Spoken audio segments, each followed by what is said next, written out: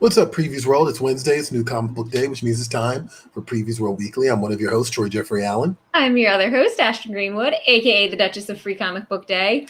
And I'll be yelling at you more about that in just a minute, I assume. Yeah, you probably will. Matter of fact, why wait? Let's just do it right now. Why wait? Okay, so guys, Free Comic Book Day is this Saturday. It's happening. It's coming. It is this Saturday, the 14th.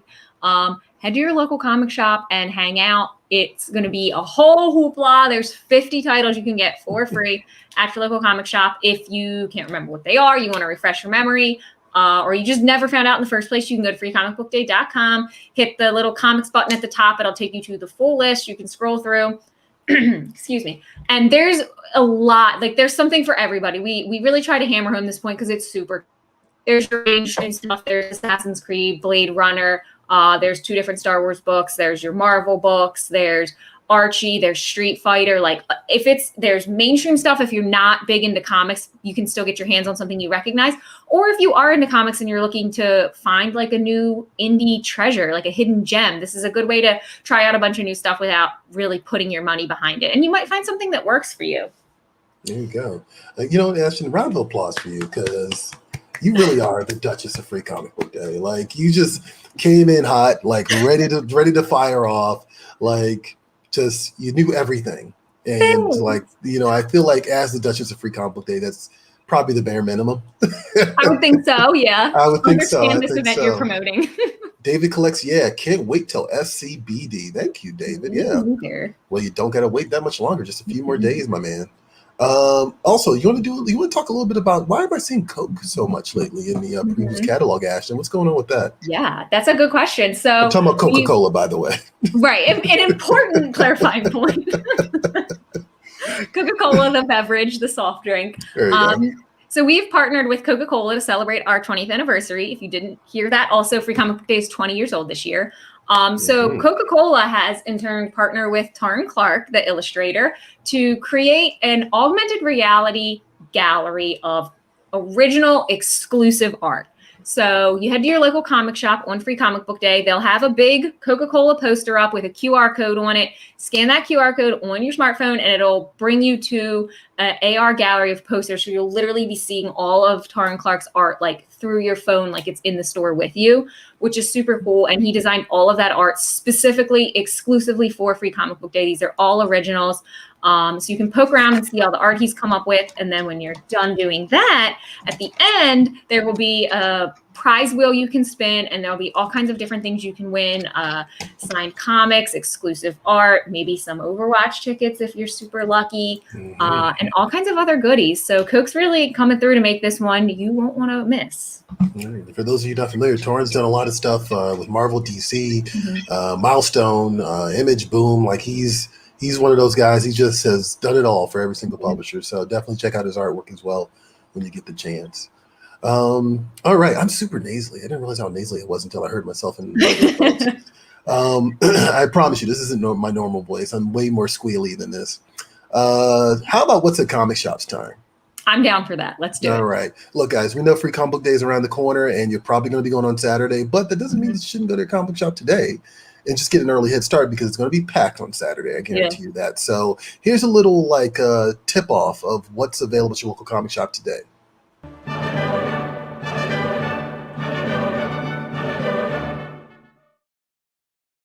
All right, Ashton, how about you go first this time? What's your pick this week? Like you said, this time I don't go first pretty much every time. Every time. This is true. That's also fair. Okay, so my pick this week is Star Wars: The High Republic Adventures, the Monster of Temple Peak. This, of course, I've picked a Star Wars title. I know you're not surprised. So this is part of the High Republic, which is this just enormous, Jedi-focused Star Wars universe narrative that's set during the height of the Jedi High Council, so well before even the prequel trilogy kicks off. And so this Monster of Temple Peak is a new miniseries in this massive interconnected universe, cross-publisher universe, I should also say. It's written by Kevin Scott with art by Rachel Stott. So it focuses on this Jedi turned saber for hire monster hider Ty Yorick. So she's a former Jedi, but now she's like, nah, that's not for me. I'm out here to murder some monsters because why not? So she's brave but superstitious, which seems like a bit of a dangerous combination. And she's traveling the galaxy with her droid companion, like all of our heroes are known to do. And she's fighting just the deadliest monsters she can find or that she's hired to kill. And so she takes on a mission to take down, if she can, this fearsome Gretalax on the local planet of Lorith. And things seem to be going well. I mean, I guess as well as they can if you're a professional monster murderer. Which she can't shake this feeling that there's something weird going on in the Force, or that maybe this monster is affecting the Force or could be Force sensitive in its own way. And I think this is super cool. I love this idea of the High Republic. And this is something we've talked about on here before. I think there's so many more stories and worlds you can explore outside of the Skywalker saga. And I think things are more interesting the further you get away from the Skywalker saga, I should say, because there's less expectations. And I also love the idea that you would have a Jedi that's kind of disillusioned or maybe doesn't want to be part of the Jedi Council, right? That, to me, that's part of what always made Ahsoka so appealing, is that she didn't want all the bureaucracy. And I think that's kind of Ty might be a similar like Ahsoka type character. Yeah. So if you liked her, you might want to try this. And also, I have to point out, there are 2 Star Wars High Republic titles available on Free Comic Book Day. If you just want to get your fill of it all. So there's this one from IDW, The High Republic Adventures. And then there's also one from Viz, Star Wars The High Republic. And this is a sampler, so you get the Edge of Balance and also Guardians of the Whills, which I want to point out, Guardians of the Whills is set slightly before Rogue One. So if you liked Rogue One, this will also feed into that. Okay, cool. No, see, look, you guys are going to hear us say a lot of Free Comic Book today, and actually troublemaker Darren Jackson's in the chat. What's up, DJ? Welcome. We had DJ on a couple of months ago, and they fortunately we're still here to tell the tale. David collects, Star Wars is hot right now. Lots of new characters popping out. Yeah. You know what? I'm glad people are finally starting to get into Star Wars. Like, it's long overdue, I think. Hello everyone. I'm all ready for Saturday. Edward Huey. Well, I think that's a bunch of Huey. No, I'm just kidding. All right, my pick this week. I picked this when the first issue dropped, and I just want to remind people that, the 5-issue miniseries is over now. It's concluding, so get in now, or you're gonna have to trade rate. But Spider-Man, Spider Shadow. You're joking about, oh, surprise, Ashton picked a Star Wars book. Surprise, Troy picked a Spider-Man book. Right. It's either that or X-Men, right? So this is concluding this week. I dig this miniseries a lot. It really underlines the difference between a superhero and an anti-superhero. And that difference really is the willingness to murder, like straight up. And that's what you get here. Like, of course, this is a what if story, perfectly timed, the final issue to the new What If show on Disney Plus. But the angle here is one that they've done before, but Chip Zdarsky and Pascal Ferry have like a pretty unique spin on it, which is that what if Peter Parker just kept the symbiote? And the symbiote bonded with him, and what kind of ramifications would that have? Well, it turns out that he just kind of takes a zero tolerance policy with villains, and he becomes kind of a murderer. Not even kind of. I mean, like straight up. And it's actually, he straight up becomes a murderer. And it's really interesting to see how this plays out, because it kind of, in a weird way, the story justifies J. Jonah Jameson and all his fear mongering around Spider-Man, which I think is actually pretty fascinating. Of course, Chip Zdarsky did a short run on Spectacular Spider-Man a few years ago. He did a great run on Spider-Man Life Story. I think it was just concluded last year. And this is the last issue of Spider-Man, Spider Shadow. So definitely check it out. It's available at your local comic shop today. DJ's like, wow, did we throw you under the bus, DJ? I'm sorry. I don't know. He's the one that came on this show spitting all kinds of nonsense. That's true, right? Yeah, you started a DJ, whatever. We'll have you back on once the smoke clears. David collects, this is my son and I's favorite read. Such an awesome miniseries. Love the dark side of this one. It is. It got some dark angles to it. It definitely does. And hopefully it didn't spoil too much for you guys. You too on YouTube also. Actually, we are currently live streaming on YouTube, so definitely subscribe. Please do. Not murder if he needs killing. Okay. Okay. Of course it's DJ. Of course it's DJ. No, of course it's DJ. All right. So of course, Spider-Man and Star Wars is not the only thing available at your local comic shop.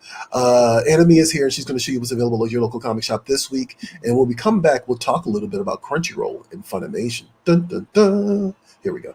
Hey Previews World, Mia here. Do you know what new comics are coming out this week? No? Well, let's take a look. Here's what's at comic shops for the week of August 11th, 2021.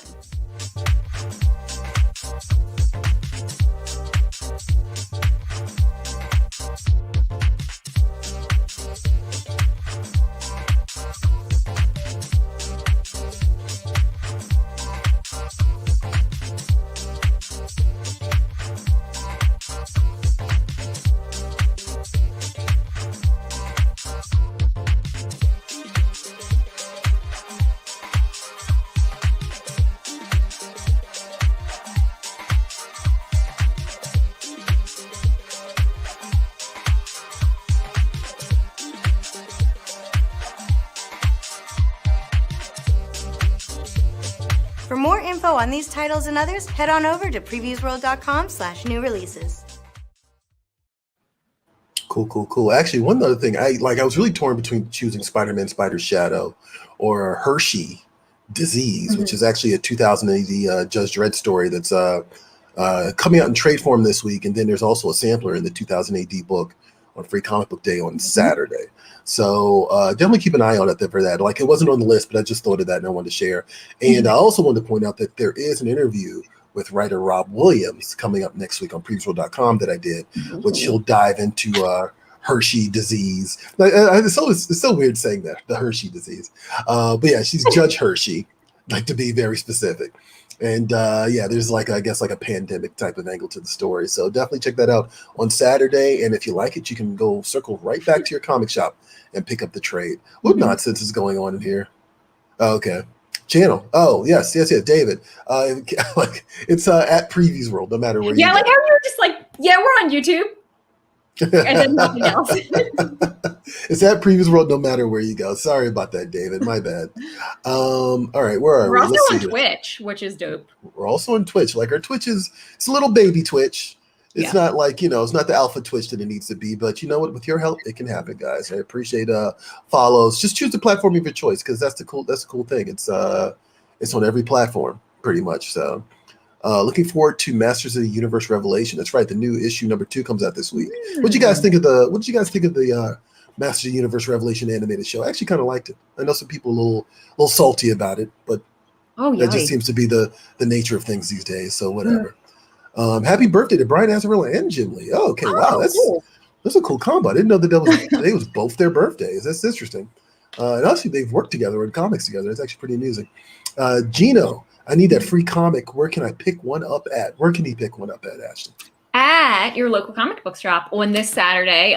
If you don't know where your closest shop is, that's fine. Go to freecomicbookday.com. We got you. There's a store locator. If you go on your smartphone, you can just do it using your location, or you can pop in your zip code and it'll give you all of the shops near you within a 50-mile radius that can and will give you free comics on Saturday.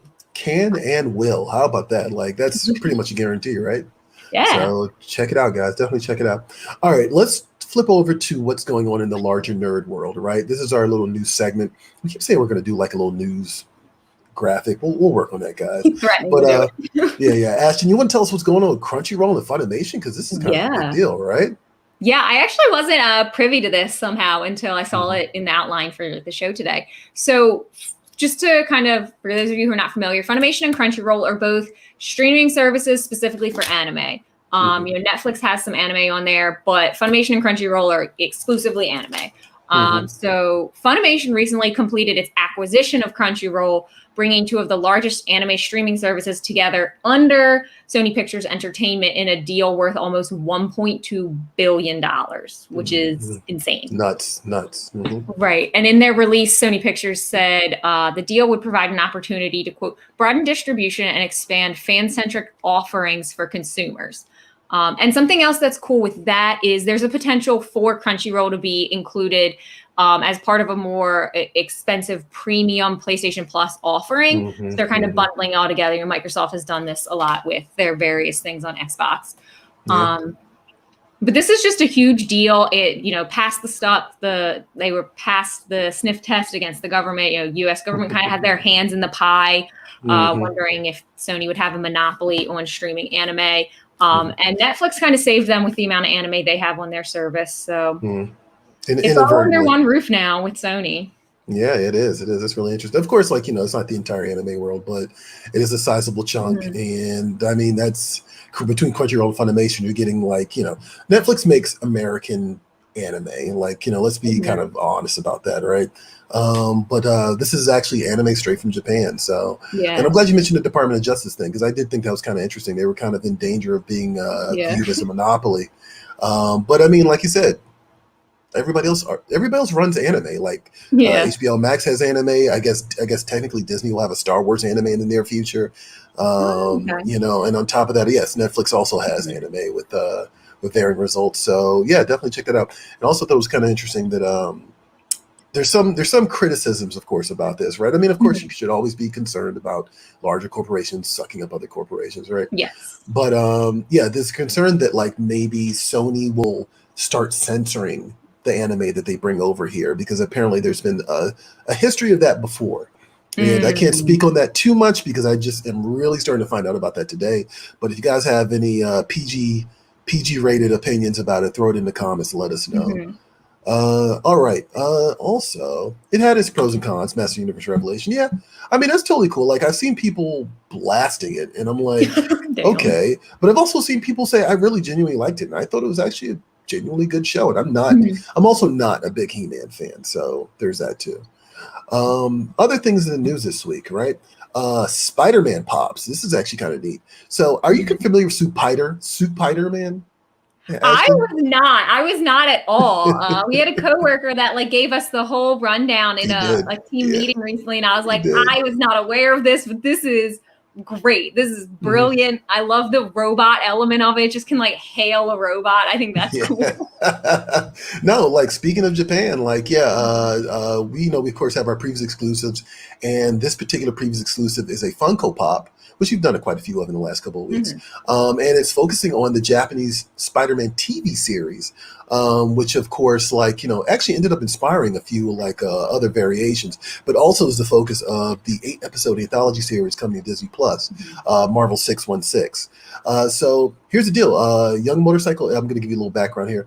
A young motorcycle racer in the 1978 Tokusatsu live-action television series was tasked with saving the world by Garia, the last of the aliens from planet Spider. So let me just be clear. This is not the typical Spider-Man.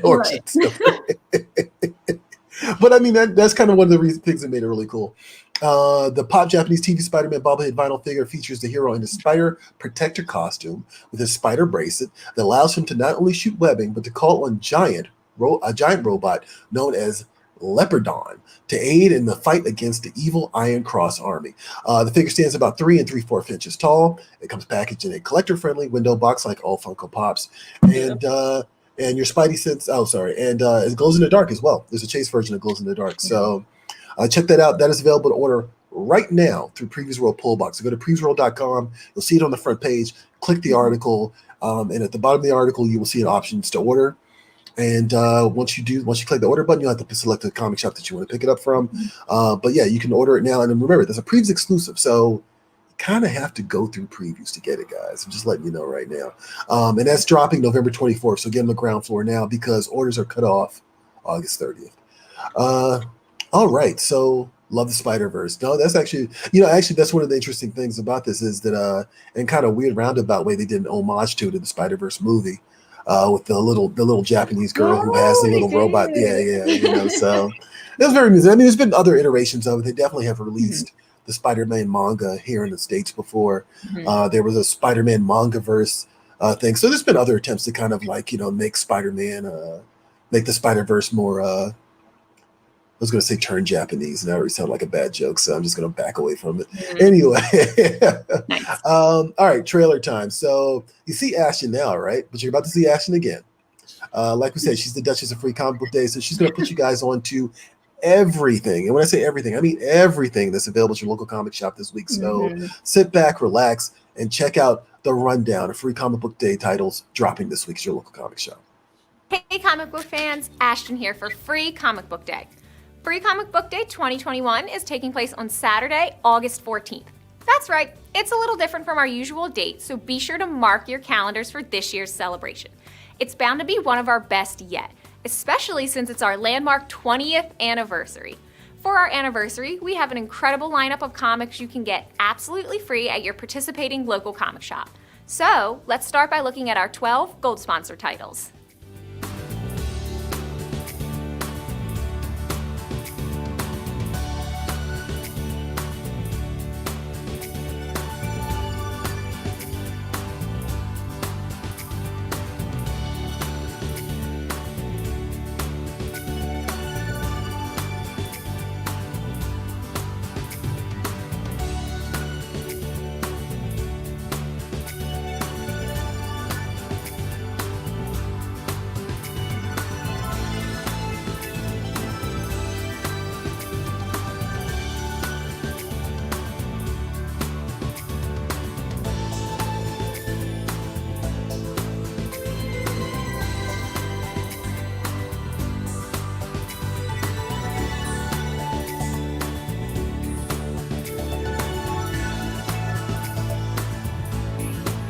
Those were the 12 gold sponsor comics available at all participating comic shops on Free Comic Book Day.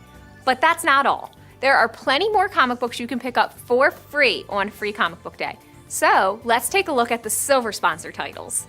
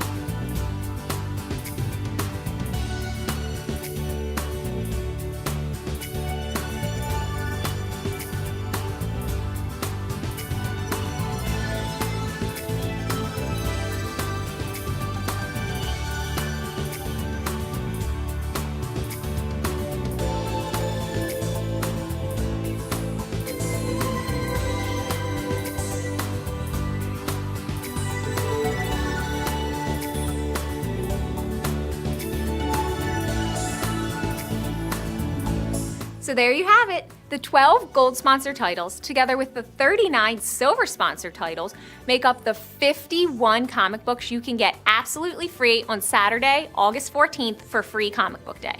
Be sure to head over to freecomicbookday.com for more info on all of the books and to find a participating comic shop near you. Until then, I'm Ashton, and I'll see you on Free Comic Book Day.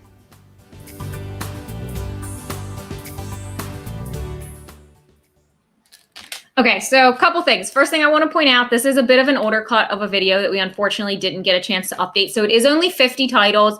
The Tick will not be a part of it this year, which is unfortunate. They're kind of a staple, but hopefully they'll be back for Free Comic Book Day 2022. The other thing is, I want to reiterate, to get your hands on these comics, you got to go to your local comic book store on Saturday. If you don't know where your shop is, we got you. It's freecomicbookday.com/store locator. You can use your location if you're on a smartphone, or pop in your zip code and it will give you all of the stores within a 50-mile radius to you. So you can go there, hang out, pick up your comics, have a good time. A lot of the shops do all kinds of different events beyond just the free comics. They'll do cosplay contests, creator signings. A lot of them have like big blowout sales, so you can like stock up on a bunch of other books. You don't want to miss it. I'm trying to tell you guys, you have to celebrate Free Comic Book Day. It's a requirement. It is. I mean, there's nothing wrong with that. It's Nerd Christmas. I keep seeing people call it Nerd Christmas, and I'm like, that's completely accurate. I love that, actually. I think that's absolutely perfect. Actually, I wanted to ask you, since you are the Duchess with Free Comic Book Day. I'm ready. What do we know what the Marvel Silver title is now, don't we? Oh, yeah, we do. Like I said, this is a bit of an older cut, so there's been some updated art and announcements since then. Marvel's gold book is an Avengers and Hulk book, and their silver title is Spider-Man and Venom. All right, there you go. So, yep, again, you know what? No hard sell. We're just going to jump to the next segment. How about that? There it is. Yeah, the cover art's cool. That's right. It's the Al Ewing deal. That's right. Yeah. Oh, yeah. Actually, yeah. Can we talk a little bit about the merchandise real quick? Oh, true. Yeah. So in addition to the comics you can get for free, we've also partnered with a bunch of different collectible and toy companies to make these collectibles that are exclusive to Free Comic Book Day. Unfortunately, you do have to purchase these. They aren't free, but there are the TMNT figures. There's the G.I. Joe Mini-Mates. There's some pins, and all of those will also be available at your local comic shop on Saturday. Yeah, there you go. Speaking of Spider-Verse, there you go. Bing, bang, boom. Awesome, awesome. All right, now let's jump over to Social Swamp. This is actually, of course, my favorite segment. Yeah. Ashton's going to take over the show, and actually, you pretty much took over the show today. This is my show. This is definitely your show today, and it totally is. But anyway, Ashton's going to take the reins once again, and she's going to show us. We're going to talk a little bit about comic book energy in movies. Let's go.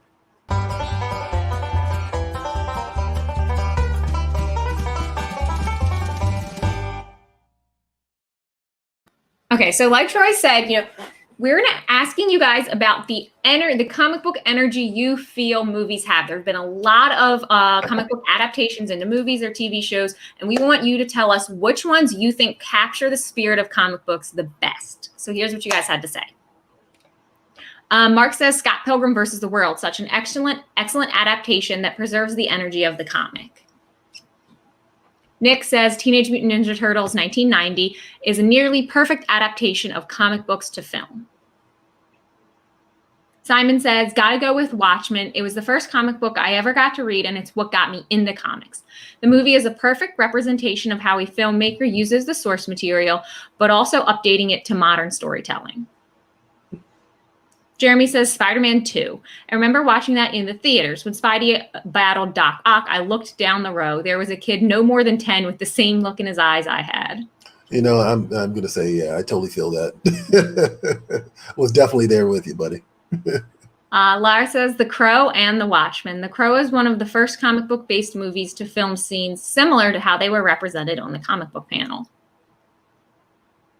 Kenneth says, not a movie, but The Walking Dead Season 1, Episode 1 seemed almost storyboarded right from the comic. Okay, I love it. David says, The Rocketeer and Sin City are near perfect translations, in my opinion. Both capture the exact tone of their respective comics. All right, cool. So, I mean, all right, like, let me preface this now that we've gotten the responses out of the way. So, like, I saw Suicide Squad on Thursday, and I felt like it had big comic book energy. I got to be honest with you. Like, I think that I was, I went from just kind of like the movie being an afterthought to actually like just being like, wow, that was like, mind you, I haven't seen a lot of stuff in theaters this year, but that was actually probably the best movie I've seen this year in theaters. So, or best movie I've seen this year so far that actually came out this year. But I'm actually going to ask you, Ashton, what do you think? Actually, first of all, what do you think the spirit of comic books is exactly? Like, you know what I mean? Like, and what does that mean to you? It doesn't, don't worry about whatever people say. What does that mean to you? Okay. So yeah, I think on some level and maybe like a broader scale, there is like this really big, like larger than life, very dynamic, like action packed kind of quirkiness that is very, very comic booky. To me, I think, I don't know, there's something more going on there more thematically than tonally that makes a comic book, I don't know, feel like a comic book or make a movie feel like a comic book. I don't know, like it has to do with like what they're trying to say. I always feel like what you're trying to say versus just like bang, pow, boom is gonna translate better. I don't know. No, I don't feel like I've said anything useful here.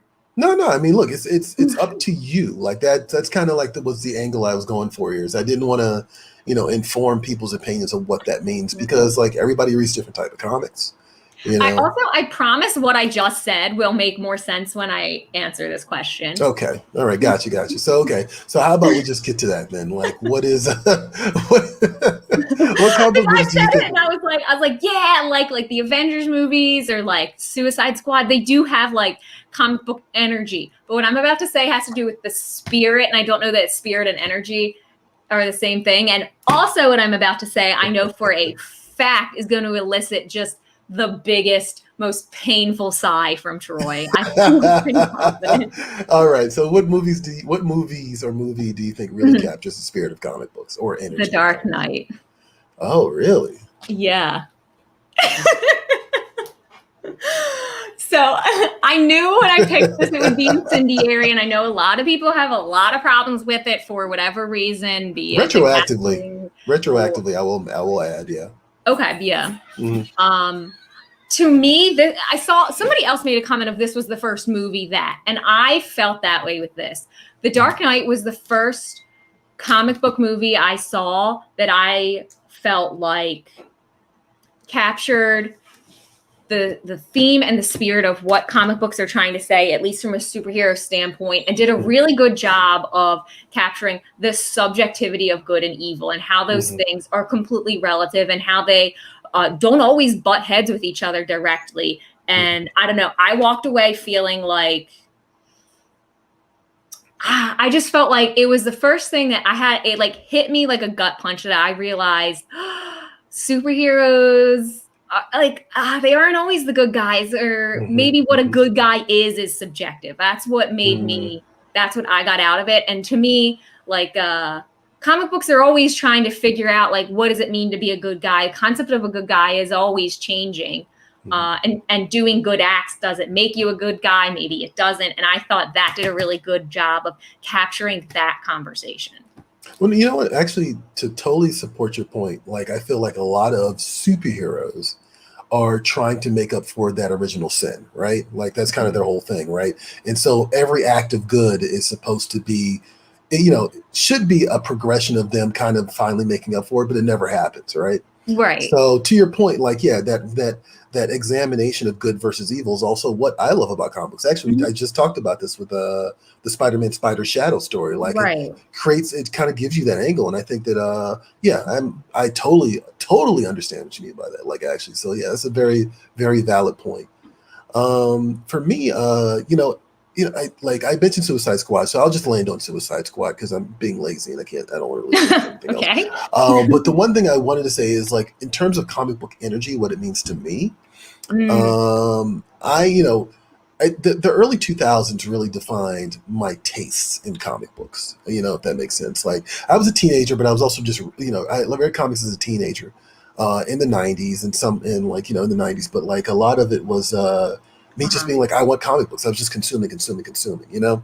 But I kind of developed a preference in the early 2000s, and that's kind of what I liked about Suicide Squad. Is it felt like it gave me those Mark Miller, Grant Morrison, Garth Ennis vibes. Like, you know what I mean? It had that level of just a pile of large concepts on top of large concepts. Maybe they go somewhere later, maybe they don't, but they're fun ideas. You know what I mean? Yeah. And it's not really, even though it is a film, I kind of felt like Suicide Squad wasn't really structured like a film, which I think is also the other thing that, you know, of course, defines comic books, right? They're not defined in a 3-act structure of movies. You know what I mean? Like they kind of go outside the lines quite a bit because they're telling a different type of story. And I felt that, you know, I don't want to give anything away, but there's a segment in the middle with Harley that is a total non sequitur. You know, it's a total non sequitur, but like it kind of felt like, oh, so this is the Harley issue. Like, you know what I mean? Like it just kind of branched off just for a second.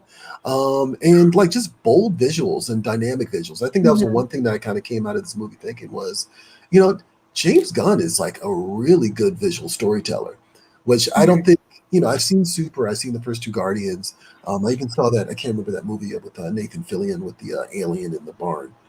You know, so I've seen quite a few of his movies, but this was the movie where I was like, man, like he's doing, this might be blasphemy, but I'm like, he's like Spielberg level, like visual storyteller. Like, I mean, they both come from different places. Don't get me wrong. That's a hell of a stance to take. That's a hell of a stance to take. I know. And believe me, I love me some Steven Spielberg. I literally just watched Terminal the other day just to watch Terminal of all the Steven Spielberg movies to watch. But yeah, long story short, yeah, like I just thought that like the you know, we like to toss around the word dynamicism, right? Yeah. And yeah, that movie had like that visual, that bold visual dynamic, you know, that I think every great comic has. So yeah, I'm gonna say I was thoroughly impressed with Suicide Squad, and it had big comic book energy. So there you go. I love that phrase is like nearly kind of weird, but not. Right, yeah, but not. Right. You know, like I almost put it in the original post, and I was like, I'm not going to do that because Lord knows where that's going to go very quickly. Johnny, you're raising your hand. What's going on in there? Yes, from the virtual green room. Hi, everyone. Producer Johnny here. We've got a lot of people chiming in, so I just want to get to some of the text real quick. So we say Brian says Scott Pilgrim was great.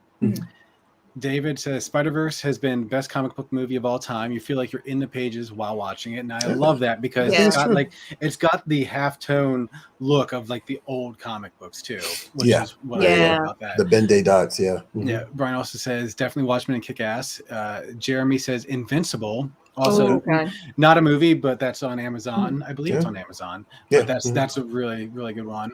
Brian says Batman 89.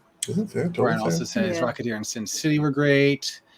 Let's see here. Brian says Suicide Squad was a pleasant surprise. Brian is you are a top fan. A lot of opinion. Top fan. Let's see here. Darren says Dark Knight. Guess what, Darren? It's my opinion. Like I knew the minute it came out of my mouth that people were going to have that exact reaction, and that's fine. Like whatever. Yeah. Look, it's all good. Darren says he would have to say the first Blade movie. Interesting, because that's such a departure. I'm actually curious why that is, DJ. I'm looking forward to the upcoming one with Mahershala Ali, so I can't wait to see what they're doing with that. But in terms of the question at hand, I know I'm gonna sound like an MCU shill, but I have to say Avengers Endgame. Well, yeah. No, I'm sorry. Yes, Endgame. I was just going to say Infinity War. Well, I want to say Infinity War because I love. Now you can like argue all day about how it's not the same as the source material, and not. It's like when they bring it from one medium to another, they're going to have to change certain things. Thanos, his motivation being like trying to cure or take care of the starvation on his planet because of their natural resources makes more sense than him being in love with the personification of death. Interesting. Okay, that's a bold move, Cotton. in terms of where it lies in being presented as a movie, not necessarily in the comic, but as a movie, I feel like that choice makes sense. But I have to say Avengers Endgame because that scene when everyone comes out of the portals and Captain America finally says, after 10, almost 11 years, finally says Avengers Assemble. And if you saw that in the theater, just the amount of screams that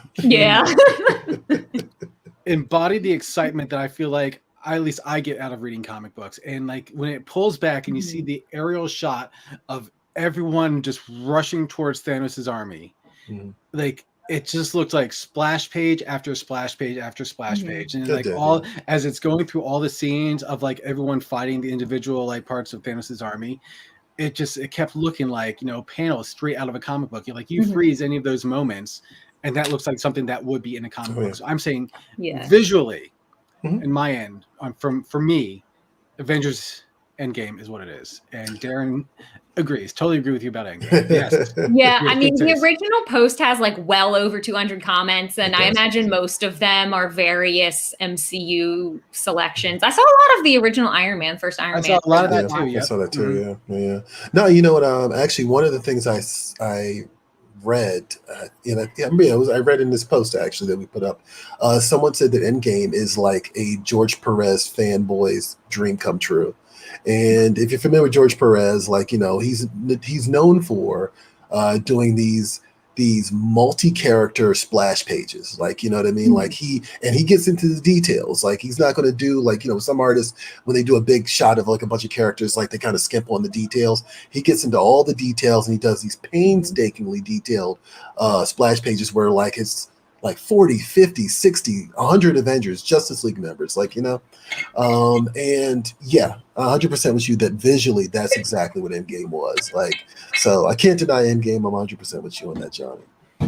All right, what do we got here? That scene in Endgame was the gatefold sleeve cover by splash page after splash page. Yes, it was absolutely. All right, let's jump forward. Actually, Ashton, what is this week's poll? I'm very excited about this week's poll. So we came up with this one. When I checked it earlier today, it was pretty divisive. So we asked you guys to settle a long gestating debate, hilariously, between who, in fact, is the hero of Tom and Jerry. Is it Tom or is it Jerry? Oh boy! All right, guys, in the comments, let us know what your opinions are here.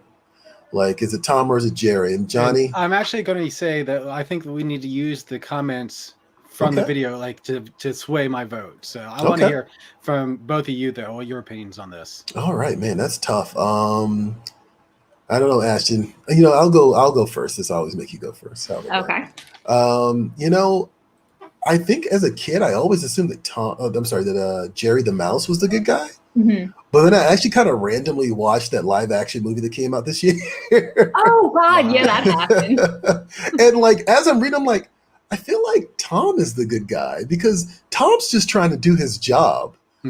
Like, you know what I mean? Like, especially in the movie, like he's kind of tasked by the hotel to get rid of their mouse problem. But even in the old comics, you know, the maid of the house and the owner of the house are always like, you know, I want you to get rid of this mouse. Like, you know what I mean? And I'll put it like this. How would you feel if you showed up for work and then like, you know, one of your coworkers is like, not even coworker, some random person like comes in and like goes out of their way to make your life absolutely difficult and make your job absolutely difficult all the time. So I'm going to go with Tom on this one, but I'm curious what you have to say, Ashton. Okay, well, I'm required to play devil's advocate, so I'm saying Jerry. No reason, just Jerry, just go for it. Oh, no. I got a reason. Look, everyone's be like, yo, you know, Tom's just doing his job. He's just a cat trying to catch a mouse, blah, blah, blah. But Jerry's just a mouse trying to be a mouse, bro. He is minding his business. It's his job to evade the cat and ultimately evade death. Dude, he is running for his life, literally. But he's just doing what he does by being a mouse and throwing hot irons at a cat. Right. Yeah. Let's see. John Carr is saying Tom and Jerry is a rom-com. Oh, very cute. Interesting. Plot twist. Darren says it would have to be their owner because she puts up with their craziness. This is also the true. Hero? Oh, okay. Maybe. Also, wasn't there a dog that got into the mix? Was it like Butch or Bruno or something? Well, like that? There's a bulldog. It was Spike, if I believe. Spike. There you go. Yeah. DJ Young says Tom because Jerry is trespassing. So I'm just saying. He's a mouse. I'm just saying. All mouses are trespassing. That is fair. Okay, I'll concede that point. They 100% are. I want to see Ashton react to a mouse scurrying across her table right now and see how plus she is about that. I just conceded that point. You're right. You're trespassing. Darnell says anti-hero is Tom and the villain is Jerry. Oh, just a flat out villain. Okay, interesting. Oh, right. I don't know that he's a villain. I think that's a hot take. So I think I'm going to have to vote based on what DJ Young said, that Tom, Jerry is trespassing. So DJ is going to be the tiebreaker here. And we will vote for Tom. Oh, it is pretty divisive. Oh, my God. Oh, wow. Tom at 51.2, Jerry at 48.8%. So it's almost pretty evenly split down the middle of that. I think we discovered what the lasting appeal of Tom and Jerry is. It's divisive. Right. Like, that's pretty impressive. Wow. Can we look at any of the comments, Johnny? Or are they just like a dumpster fire? No, I mean, how's it going to be a dumpster fire? It's Tom and Jerry. I mean, because it's on Twitter. It's like Jurassic Park says, the internet will find a way. Majin said droopy. Okay. Okay. I don't think so. Bradshaw tells us, I'm not sure who the hero is, but I know who the bad guy is. So that's Spike right there. That's Spike right there. There you go. Let's see. ATJ says. That's right. I afraid they had like a little mouse too. Yeah. And Team Jerry. Is that it? Yep. That's it. All right. Cool. Well, thanks, guys. I mean, hey, look, I thought it would be a cool one, and I'm always happy to get like the overthink these responses because they're fun. They're always fun. He's a mouse. 9 out of 10 people hate my straight villain. Straight villain. He said, "No cut card." That's exactly what he is. Can we get a T-shirt made of that with just a picture of Jerry and straight villain across that? Oh my God, I want that now. Yes, absolutely. And I want him to be all thugged out too. Like, right. No, we're not doing that. First of all, no, we're not doing that. No, because back in the 90s, you know how like you would see. You'd go down to like Ocean City and you'd see all like the Warner Brothers characters like Bugs and Tasmania. Oh, yeah. Yeah. No, we don't need a repeat of that again. I'm fairly convinced that somehow that was the catalyst for Space Jam, by the way. Like, I think I'm pretty certain someone at WB was like, like all these hip hop inspired Looney Tunes t-shirts that are not sanctioned by us are hot. How can we get around this? You know what? Let's inject some hip hop energy into. See, I have a whole nother theory about that. My theory is that it's like back at the time, and I don't know if this is true. You can that some big executive at Warner Brothers was a big Michael Jordan fan, big basketball fan, and when Jordan retired, he's like, "Well, I want to, get some more basketball play out of Jordan. So let's make a movie about this." I mean, look, that's also a possibility. So. Oh, I also see people saying Sylvester and Tweet. You know what? Maybe we'll pitch that next week. How about that? Flop for a fuckatash. Exactly. Oh my God. I love how Johnny's like, and out. I know, right? Do your best Porky Pig for us next week. There you go. How about, real quick, I want, we talked about Suicide Squad, but real quick, I wanted to throw this up because I actually talked about Suicide Squad a little bit too early. The David DeSmallchin fan theory, I think, is actually one of the best fan theories ever. And I don't want to believe anything else but this from now on. All right. So, Johnny, yes, if you could, David DeSmallchin, I did not realize, I knew he was in Dark Knight, but in Ant-Man, but I didn't realize that he was also in a ton of other DC. Oh, wow. Yeah, a bunch of other DC movies as well. And of course, he's in Suicide Squad as Polka Dot Man. But apparently, he's the key to the multiverse. So, oh boy. Like, my attitude is like this: damn it, Marvel, DC, you cowards, make it a reality. Make like David DeSmallchin the nexus of all things. Oh my God. Also, I got to point out that David DeSmallchin does have a comic book available from Dark Horse. It's called Count Crowley, Reluctant Midnight Monster Hunter. It is available in trade paperback right now. So there you go. All right. What is our comic shop shout out this week, Ashton? Yes, sir. This week's comic shop shout out goes to Vault of Midnight in Ann Arbor, Michigan, and it comes from Sean Carolyn. So we'll show you some photos of Vault of Midnight at the end of the show. If you want us to shout out your local comic shop on the show, find us on social media, tag your shop. If they don't have a handle, just leave their name and use the hashtag #SupportYourLCS. We will find your shop, shout them out on the show, and give them some love. All right. And I just want to let you guys know, hey, we got a little surprise with Tom McFarlane next week. So we'll keep you abreast of the situation, let you know what's up with that. Not going to give anything away, but it's, just a fun little surprise. Also, on our website right now, PREVIEWSworld.com, Pac Sampson, there's an interview that I have up with Rashad Doshay and Jason Reeves for the new series, Pac Sampson. Interesting book. Like, it's kind of like it's fantasy and it's superheroes, and it's also kind of like a book for foodies. So, okay. Like, you can find out more about it. Check it out. It's on the PREVIEWSworld.com right now, right on the front page. Also, I want to point out the art of Dylan Speak. So every week I've been doing these Get Graphic interviews, or as often as I can, like normally about every week. And I've been just highlighting cool artists online. Like, some of them sometimes are artists who work in comics. Some of them are not. And some of them are sometimes they just do comic adjacent stuff.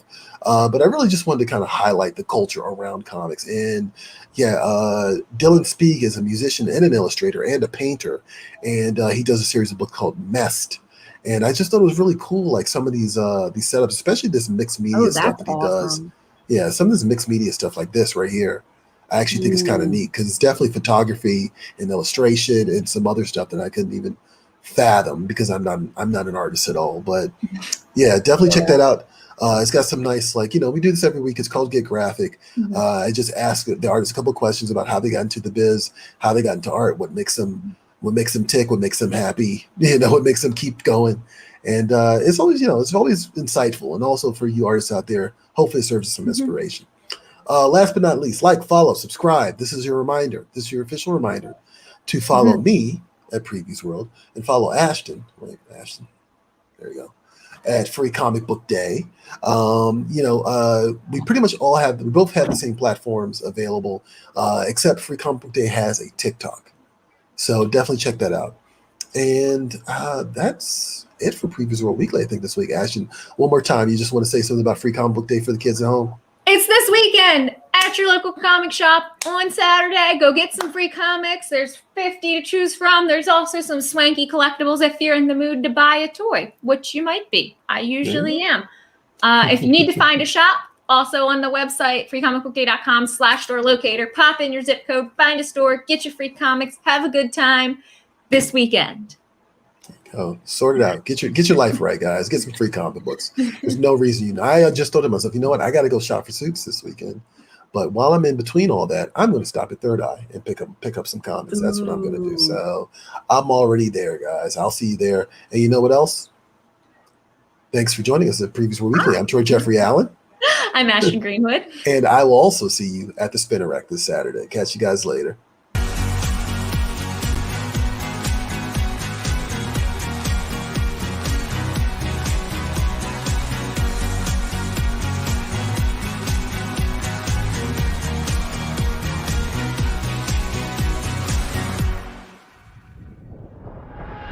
What graphic novel would you like to see us talk about on the panel? Let us know in the comments, and your submission could be picked for a future episode.